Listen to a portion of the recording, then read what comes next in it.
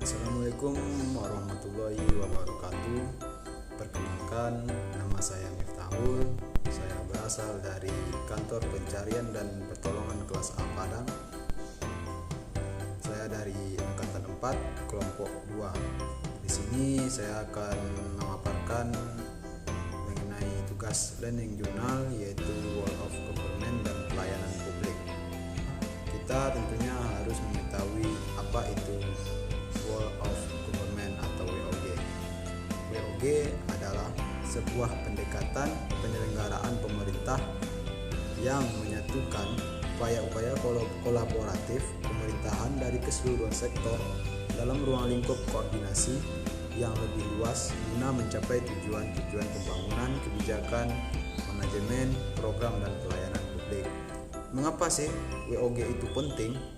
Yang pertama, adanya faktor-faktor eksternal seperti dorongan publik dalam mewujudkan integrasi kebijakan, program pembangunan dan pelayanan agar terciptanya penyelenggaraan pemerintahan yang lebih baik.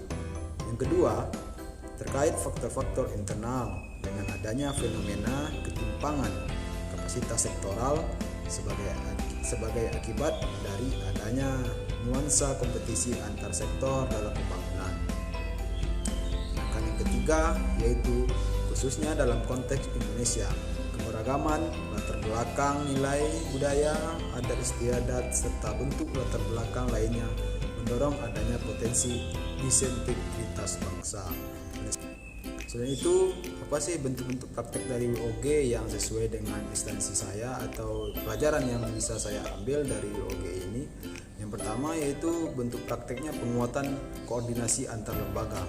Di sini penguatan koordinasi dapat dilakukan jika jumlah lembaga-lembaga yang dikoordinasikan masih terjangkau dan manajeable, seperti instansi Basarnas yang menjaga hubungan atau silaturahmi dengan instansi lain seperti TNI, Polri, BPBD, dan yang lainnya yang nanti akan membantu tugas dari Basarnas itu sendiri.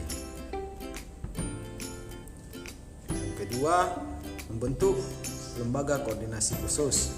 Membentukkan lembaga terpisah dan permanen yang bertugas dalam mengkoordinasikan sektor atau kementerian adalah salah satu cara melakukan World of Government.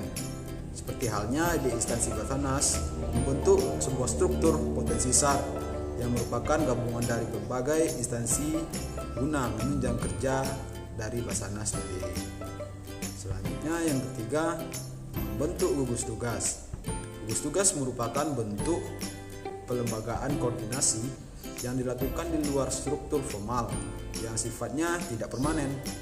Seperti contoh, ketika melaksanakan operasi SAR, dilakukanlah pembentukan tim atau gugus tugas kerja pada saat itu juga yang terdiri dari berbagai instansi seperti ada instansi gabungan seperti TNI, Polri, BPBD, dan masyarakat lainnya.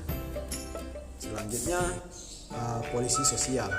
Koalisi sosial ini merupakan bentuk informasi dari penyatuan koordinasi antar sektor atau lembaga tanpa perlu membentuk pelembagaan khusus dalam koordinasi ini, seperti halnya bekerja sama dengan masyarakat saat melaksanakan tugas atau operasi SAR. Selanjutnya, selain WOG, kita juga akan membahas mengenai pelayanan publik.